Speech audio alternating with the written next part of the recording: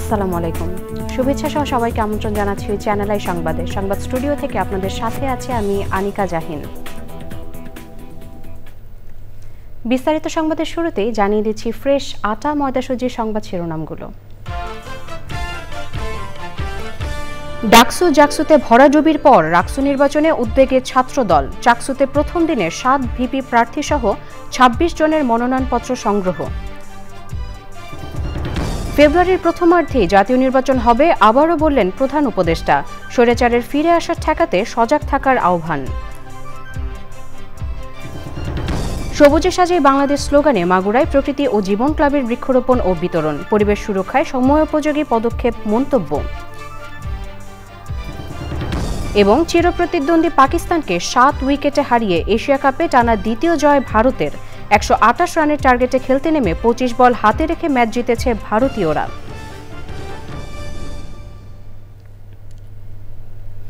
দর্শক, সংবাদ শিরোনামগুলো জানাচ্ছিলাম। এখনকার এই সংবাদ আয়োজন একই সঙ্গে চ্যানেলের ইউটিউব চ্যানেল এবং চ্যানেলের ওটিটি প্ল্যাটফর্ম আইস্ক্রিনে লাইভ স্ট্রিম হচ্ছে।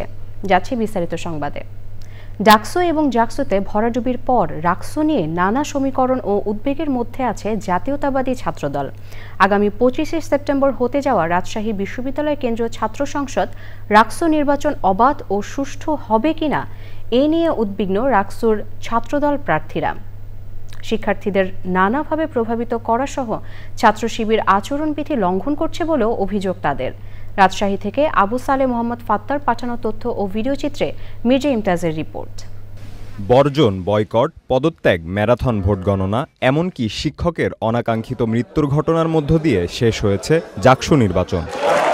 এর আগে হয়েছে ডাকসু, আর সামনে দীর্ঘ ৩৫ বছর পর 25শে সেপ্টেম্বর হবে রাকসুর ভোট। রাকসুতে এবার 248 জন ও সিনেটে 58 জন প্রতিদ্বন্দ্বিতা করছেন। রোববার লটারির মাধ্যমে প্রার্থীদের ব্যালট নম্বর প্রকাশের পর চূড়ান্ত প্রার্থী তালিকা দেওয়া হয়। এরপর থেকেই চলছে প্রচার কাজ। প্রচারে নেমে জাতীয়তাবাদী ছাত্রদলকে রাজশাহীতেও যে চ্যালেঞ্জের মুখোমুখি হতে হচ্ছে তার নাম ইসলামী ছাত্র শিবির। এই শিবিরের কাছেই তাদের হারতে হয়েছে ঢাকা ও জাহাঙ্গীরনগরে। ছাত্র শিবির কেমন আচরণবিধির ন্যূনতম তোয়াক্কা করছে না, শিক্ষার্থীদের নানা ধরনের উপঢৌকন দিয়ে তাদেরকে প্রভাবিত করার চেষ্টা করছে। আমরা আমাদের জায়গা থেকে বহুবার অভিযোগ করেছি, তারা কোনো ব্যবস্থা গ্রহণ করেননি। নানা শঙ্কা থাকলেও ছাত্রদল প্রার্থীরা আশা করতে চান নির্বাচন কমিশন রাকসু নির্বাচনকে বিতর্কিত হতে দেবেন না। শিক্ষার্থীরা যদি মনে করে যে আমাদের যে ইশতিহার তাদের সাথে সামঞ্জস্যপূর্ণ, শিক্ষার্থীদের অধিকার আদায়ের অন্যতম শ্রেষ্ঠ প্ল্যাটফর্ম যেন আমাদের যে প্যানেল, সেই প্যানেল হোক, সেটা আমরা প্রত্যাশা করি এবং শিক্ষার্থীদের সাথে নিয়ে আমরা আগামীতে রাকসু গড়ব ইনশাআল্লাহ। আশা করছি যে অবাধ, সুষ্ঠু এবং গ্রহণযোগ্য নির্বাচন এই কমিশন উপহার দেবে। যদিও এই কমিশন নিয়ে বিতর্কিত কিছু ব্যাপার আছে, তবুও তাদের প্রতি আমরা আশা রাখছি। আস্থা রাখতে পারছি না, তবে আশা রাখছি।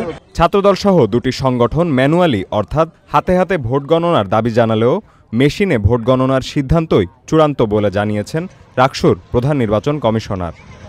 Mirza Imtiaz, channel I.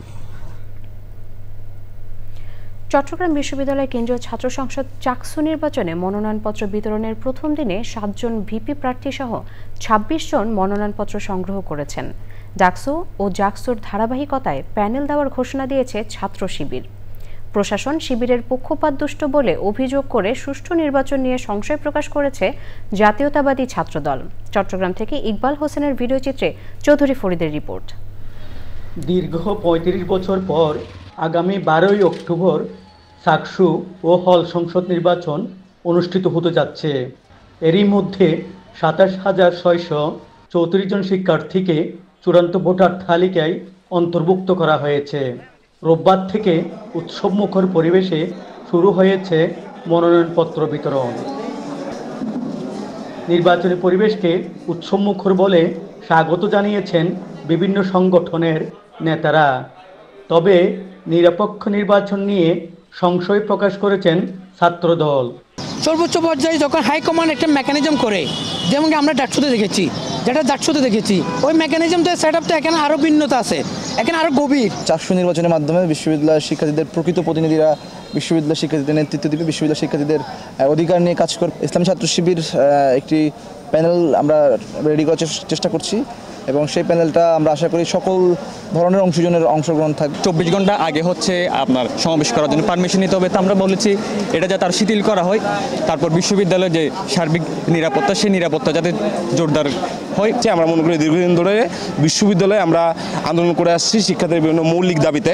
আমরা মনে করি এখানে শিক্ষার্থীদের বিভিন্ন সংগঠনগুলো দীর্ঘদিন ধরে এখানে চলমান আছে এবং শিক্ষার্থীরা বিভিন্ন সময় আমাদের সমর্থন দিয়েছে। আমরা মনে করি এই চাকসু নির্বাচনে অংশ নেয়, এটাও আমাদের একটা লড়াইয়ের অংশ।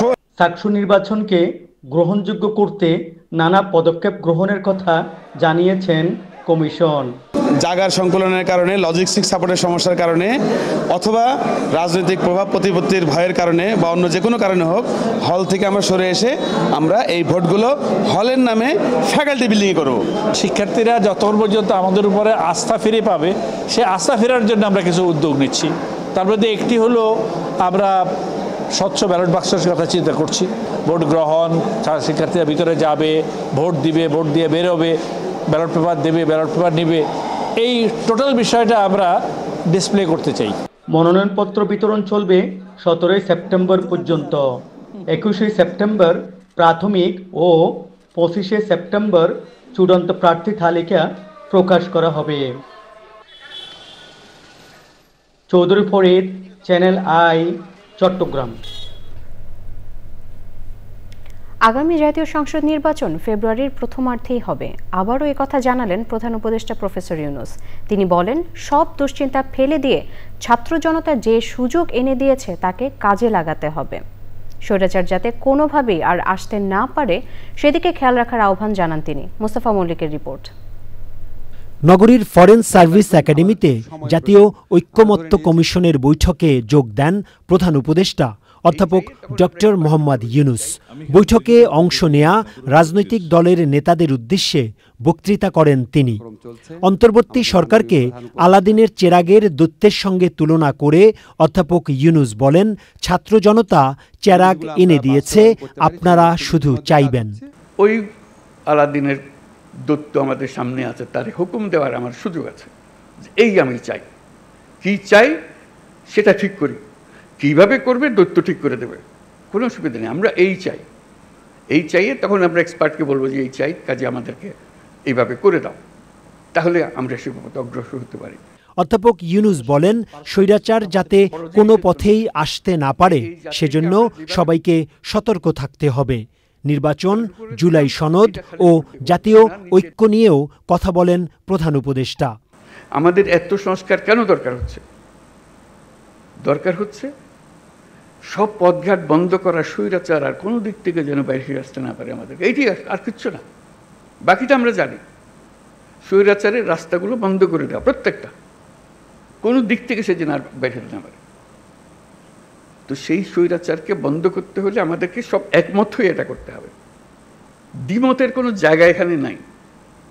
আমরা অনেক কথা বলতে পারি, কিন্তু দ্বিমত করে সমাপ্ত করতে পারবো না। আমার একান্ত আবেদন, যখনই আপনি এই সনদ করবেন, কোলাকুলি করে যে হ্যাঁ আমরা একমত হয়ে গেছি। উৎসব এখান থেকে সৃষ্টি হবে, এই উৎসব নিয়েই নির্বাচন হবে এবং নির্বাচন ফেব্রুয়ারির প্রথমার্ধেই হবে। এটা পরিষ্কার করে হবে। আর বাকিগুলো হলো ডিটেলস। এইটি হলো পথ। আমরা হাইওয়ে বানিয়ে ফেলেছি, এই পথেই আমরা যাব। পথ ঠিক আছে, তারপরে এখন এখান থেকে কোথায় সাইনবোর্ড কী দিতে হবে সেগুলো পরের কথা। আমাদের যাত্রাপথ, আমাদের গন্তব্য পরিষ্কার। প্রধান উপদেষ্টা জানান, ঐক্যমত্য কমিশন ঐক্যের অনন্য দৃষ্টান্ত স্থাপন করেছে। এখন নির্বাচন ভালোভাবে হলেই তা সার্থক হবে। Mostafa Mallik, channel I, Dhaka. BNP নেতা সালাউদ্দিন আহমেদ বলেছেন, ফেব্রুয়ারির প্রথমার্ধে অবশ্যই জাতীয় নির্বাচন হতে হবে। সময়মতো নির্বাচন না হলে জাতীয় নিরাপত্তা নিয়েও আশঙ্কার কথা জানান তিনি। জুলাই সনদ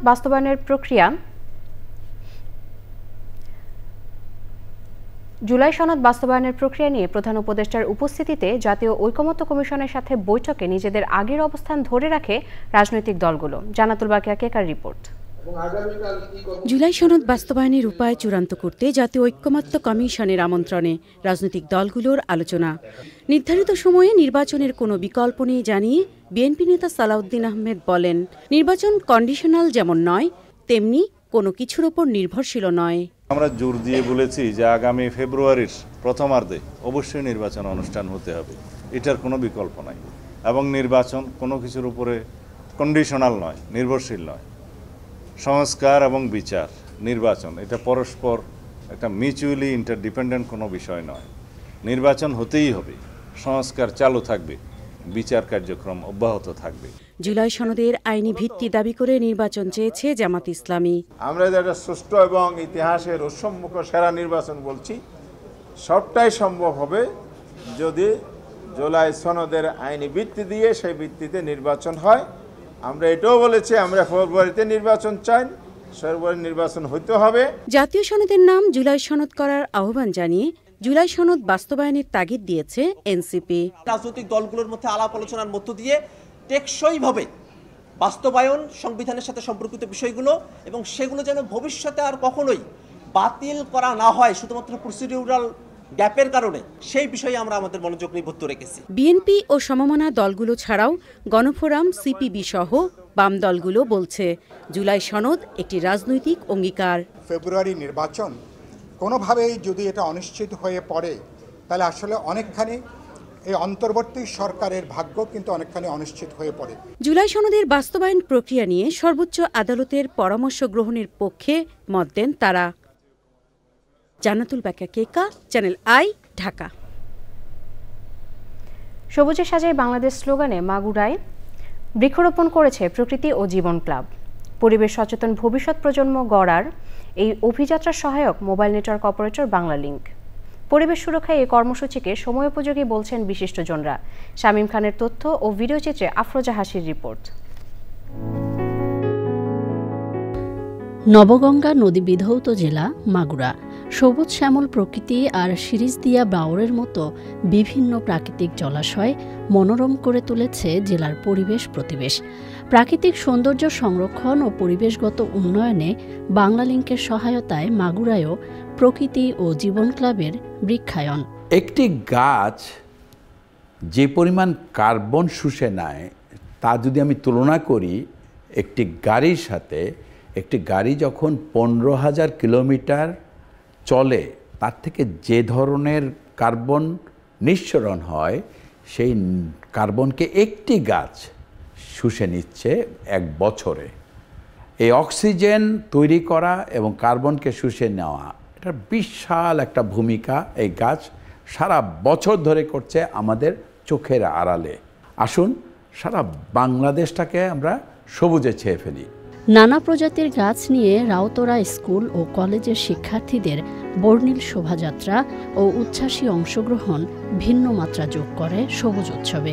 গাছ আমাদের প্রকৃত বন্ধু, এটা আমাদের অনেক উপকার করে। গাছ থেকে আমরা ছায়া পাই, আলো পাই। মানব জীবনকে সুন্দরভাবে চলানোর জন্য গাছ আমাদের প্রতিটা পদক্ষেপে আমাদের কাজে আসে। বেশি করে গাছ লাগানো এবং প্রকৃতিকে সবুজ সমারোহে ভরিয়ে তোলা। গাছ যদি না থাকতো তাহলে আমরা বাঁচতে পারতাম না। প্রকৃতিকে ভালো রাখতে গেলে, বাংলাদেশকে সবুজায়ন করতে গেলে বৃক্ষরোপণের কোনো বিকল্প নাই। এক সময় দেখা যাবে এই বৃক্ষ থেকেই সবুজে সাজায় বাংলাদেশ আমাদের যে স্লোগান এটা বাস্তবে পরিণত হবে। পুরো সবুজের এই যে অক্সিজেনের জন্য এই যে জীবন ও প্রকৃতি ক্লাবের যে উদ্যোগ, এই উদ্যোগকে সাধুবাদ। পরিবেশ সুরক্ষায় এমন উদ্যোগকে যুগোপযোগী ও অনুকরণীয় বলছে সচেতন মহল। ছায়া, নিবিড়, ভালোবাসা, অক্সিজেন নিয়ে আমাদের সন্তানরা যাতে ভবিষ্যতে বড় হতে পারে, এই জন্য এই গাছ দান কর্মসূচিকে আমি খুব একটা উন্নত প্রোগ্রাম বলে আমি মনে করি। প্রকৃতি ও জীবন এত বড় একটা এত সুন্দর একটা উদ্যোগ নিছে,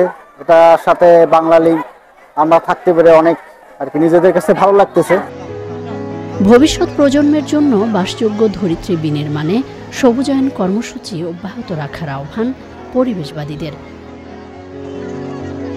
আফরোজা হাসি, চ্যানেল আই। এবারে এশিয়া কাপ টি-20 ক্রিকেট সংবাদ। এশিয়া কাপে আজ রয়েছে দুটি ম্যাচ। এ গ্রুপে দিনের প্রথম ম্যাচে স্বাগতিক আরব আমিরাতের মুখোমুখি হবে ওমান। হার দিয়ে টি-20 আসর শুরু করলেও এই ম্যাচ দিয়ে পয়েন্টের খাতা খোলার সুযোগ দু দলের সামনে। টি-20 পরিসংখ্যানে এখন পর্যন্ত 9 বারের দেখায় 5 বার জিতেছে আরব আমিরাত, বাকি 4 জয় ওমানের। আবুধাবিতে ম্যাচটি শুরু হবে বাংলাদেশ সময় সন্ধ্যা 6টায়। দিনের দ্বিতীয় ম্যাচে রাত 8:30টায় দুবাইতে শ্রীলঙ্কার বিপক্ষে লড়বে হংকং। এই গ্রুপে বাংলাদেশের বিপক্ষে ম্যাচ জিতে ফুরফুরে মেজাজে রয়েছে লঙ্কানরা। এই ম্যাচ জিতে সুপার 4-এর টিকিট প্রায় নিশ্চিত করে রাখার লক্ষ্য শ্রীলঙ্কার।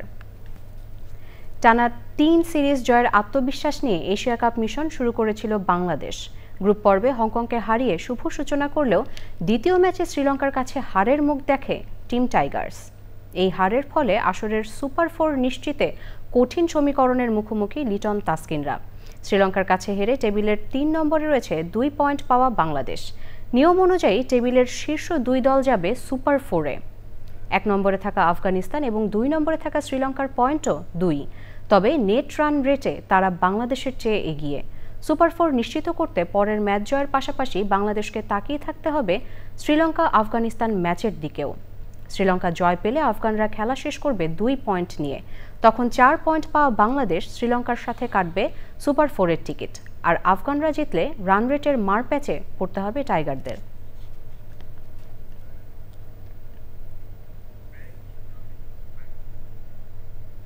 দর্শক, সংবাদের এই পর্যায়ে নিচ্ছে একটি বিরতি।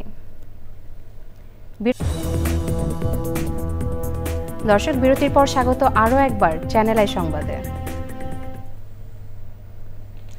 গাজায় ইসরায়েলি বাহিনীর হামলায় গত 24 ঘন্টায় কমপক্ষে 52 জন নিহত হয়েছেন। এখন পর্যন্ত ইসরায়েলি হামলা কমপক্ষে 64,871 জন নিহত এবং 1,64,610 জন আহত হয়েছেন। বিভিন্ন ধ্বংসস্তূপের নিচে আরও হাজার হাজার মানুষ আটকে আছে বলে ধারণা করা হচ্ছে। অন্যদিকে ইসরায়েলের বিরুদ্ধে ব্যবস্থা নেওয়ার বিষয়ে করণীয় ঠিক করতে দোহায় রবিবার এবং সোমবার আরব ও মুসলিম নেতাদের একটি শীর্ষ সম্মেলন আয়োজন করছে কাতার। তবে মার্কিন পররাষ্ট্রমন্ত্রী মার্কো রুবিও বলেছেন যে কাতারে হামাসের ওপর ইসরায়েলি বিমান হামলায় যুক্তরাষ্ট্র খুশি নয়, তবে এটি ইসরায়েলের সাথে ওয়াশিংটনের মিত্রতার অবস্থান পরিবর্তন করবে না।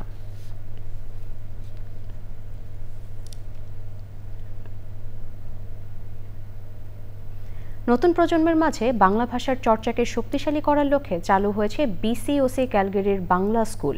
স্কুলটি সোমবার উদ্বোধন করা হয়।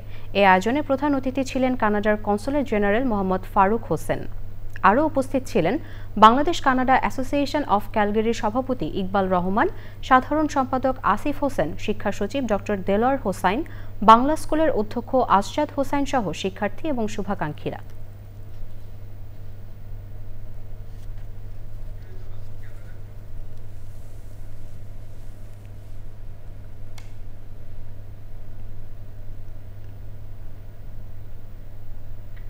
এবারে কৃষি সংবাদ।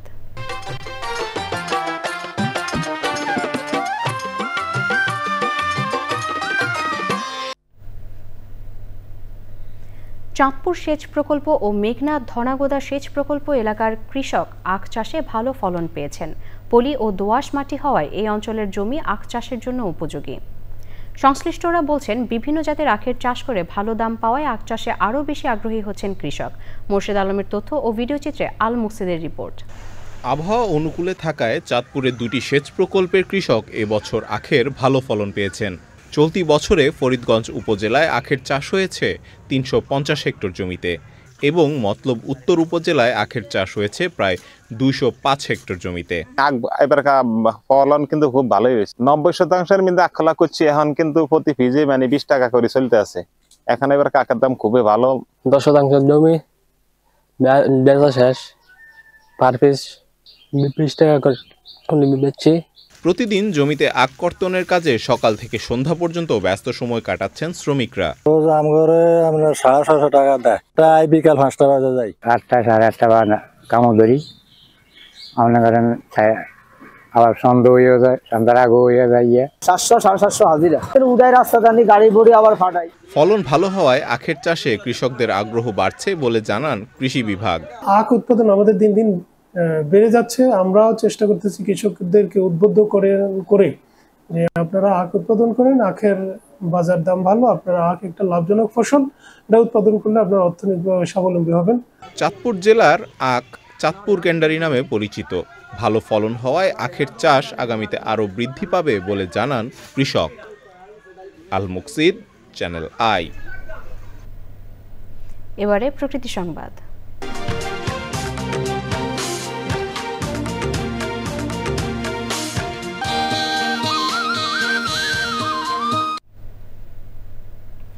আইনে হাওর পাড়ের কথা বলা হলেও বিশ্ববিদ্যালয় ক্যাম্পাসের জন্য নির্ধারণ করা হয়েছে গভীর হাওরাঞ্চল। সরকারি উঁচু পতিত জমির বিপরীতে দেখার হাওরের গভীরে স্থাপনা নির্মাণের উদ্যোগে জীববৈচিত্র্য, কৃষি, মৎস্য উৎপাদন সহ পরিবেশ প্রতিবেশ বিপন্নের ঝুঁকি দেখা দিয়েছে। প্রাণ প্রকৃতি ও হাজারো মানুষের জীবিকা রক্ষায় হাওরের বাইরে সুনামগঞ্জ বিজ্ঞান ও প্রযুক্তি বিশ্ববিদ্যালয়ের ক্যাম্পাস নির্মাণের দাবি স্থানীয়দের। জাহাঙ্গীর আলমের তথ্য ও ভিডিওচিত্রে মোশাহিদ রনির রিপোর্ট। বিস্তৃত নয়নাভিরাম চোখ জোড়ানো ক্যানভাস। সুনামগঞ্জের দেখার হাওর বছরের 7 মাসই থাকে জলমগ্ন। এখানকারই 125 একর জায়গা ভরাট করে চলছে সুনামগঞ্জ বিজ্ঞান ও প্রযুক্তি বিশ্ববিদ্যালয়ের ক্যাম্পাস নির্মাণের তোড়জোড়। বিশ্ববিদ্যালয়ের আইনে দেখার হাওর পাড়ে উল্লেখ করা থাকলেও পারিপার্শ্বিক ও পরিবেশগত ঝুঁকি আমলে না নিয়ে গভীর হাওরে স্থাপনা নির্মাণ নিয়ে চলছে সমালোচনা। প্রায় হাওরের 30-40% ভূমি দখল করে তারপর হইলো এটা করতে হবে। ফলে সেই জায়গা থেকে এই জিনিসটা একটা হাওর আমাদের জীববৈচিত্র্যের একটা গুরুত্বপূর্ণ জায়গা, ফলে সেই জায়গা কোনোভাবে নষ্ট হোক আমরা চাই না। যেখানে পরিবেশের এবং প্রাকৃতিক সম্পদের বা হাওরের পানির কোনো ক্ষতি না হয় সেই জন্য নির্দিষ্ট জায়গা বাছাই করে সেখানে বিশ্ববিদ্যালয় স্থাপনের জন্য আমরা জোর দাবি জানাচ্ছি। এখানে স্থান সংকুলনের অভাব এইসব দেখানো হয়েছে, আসলে কথাটা ঠিক না। আজকে এই সুনামগঞ্জের মানুষ এই নিয়ে সোচ্চার হয়েছে এবং এখানে স্থানও খুঁজে বের করা গেছে। বাস্তুতন্ত্র ও অজস্র মানুষের জীবিকা রক্ষায় দেখার হাওরের পরিবর্তে সুনামগঞ্জ সদর উপজেলার উঁচু সরকারি পতিত জমিতে বিশ্ববিদ্যালয়ের স্থায়ী ক্যাম্পাস নির্মাণের দাবিতে চলছে নানা কর্মসূচি।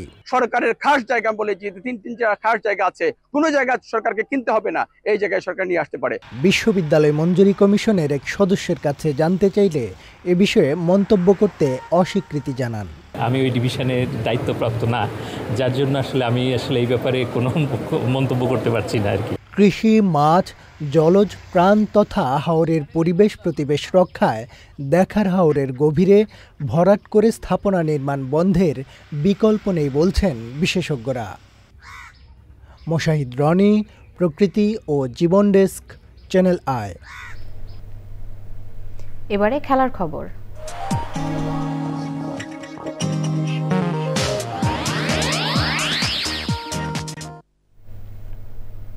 দর্শক, সবশেষে ফ্রেশ আটা ময়দা সুজি সংবাদ শিরোনামগুলো জানিয়ে দিচ্ছি আরও একবার। ডাকসুতে ভরাডুবির পর রাকসু নির্বাচনে উদ্বেগে ছাত্রদল। ডাকসুতে প্রথম দিনে 7 ভিপি প্রার্থী সহ 26 জনের মনোনয়নপত্র সংগ্রহ। ফেব্রুয়ারির প্রথমার্ধে জাতীয় নির্বাচন হবে আবারও বললেন প্রধান উপদেষ্টা। স্বৈরাচারের ফিরে আসা ঠেকাতে সজাগ থাকার আহ্বান। সবুজে সাজায় বাংলাদেশ স্লোগানে মাগুরায় প্রকৃতি ও জীবন ক্লাবের বৃক্ষরোপণ ও বিতরণ। পরিবেশ সুরক্ষায় সময়োপযোগী পদক্ষেপ মন্তব্য। এবং চিরপ্রতিদ্বন্দ্বী পাকিস্তানকে 7 উইকেটে হারিয়ে এশিয়া কাপে টানা দ্বিতীয় জয় ভারতের।